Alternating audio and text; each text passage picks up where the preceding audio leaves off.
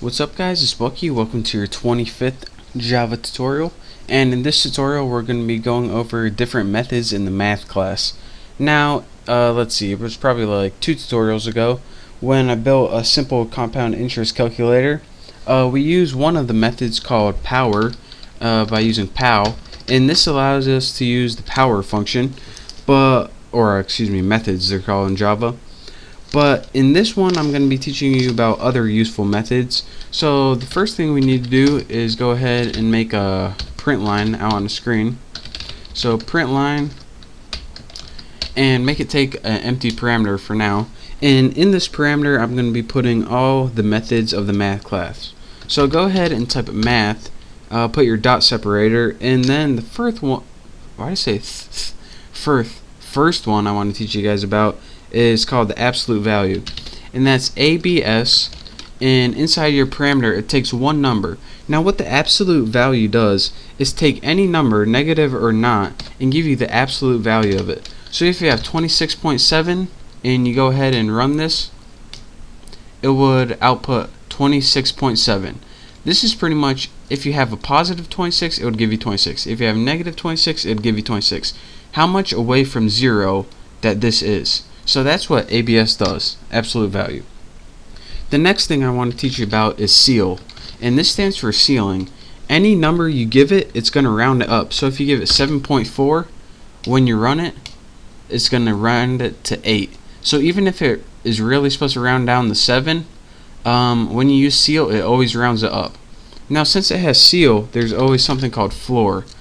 Again, this takes a number, say you have 7.8, it always rounds it down. So again, ceil always rounds up the number, floor always rounds down the number.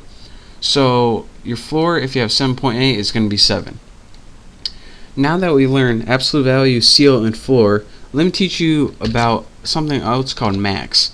Now this is the first one where in the last 3 we learned how to make a method that takes only one parameter, but max is the first one that takes multiple parameters in a single method.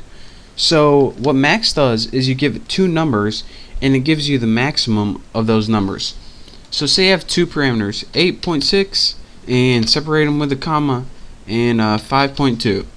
Whenever you run this, it gives you 8.6 because that's the maximum of the 2 numbers. So that's how you can get 2 numbers and find the maximum of those.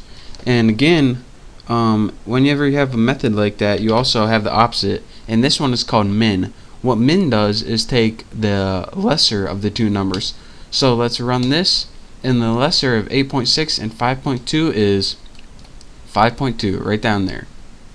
So now we learn absolute value, ceil, floor, max, min. Again, our power function, which takes power, and say you want something like 5 to the 3rd power, you would use 5 for your first argument and 3 for your next one. Again, when you run this was the same one we used in our compound interest calculator. It gets 125, since 5 times 5 times 5 is 125. And the last built-in method I want to teach about in the math class is something called square root. And SQRT, that's what it stands for.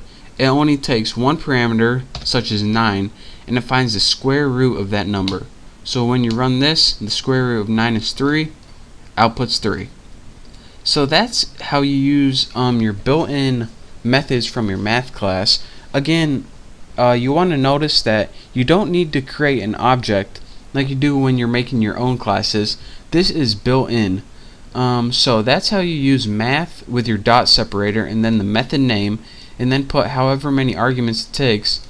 I just showed you guys, let's see, absolute value, ceil, floor, max, min, pow, square root. I just showed you guys the 7 probably most common ones, and those are the ones we're going to be working with from now on. So I just want to show you guys what those do because we're going to be using them, and I don't want you guys to get lost. So play around with those, throw them in your built-in methods, and you can make some pretty cool stuff with those.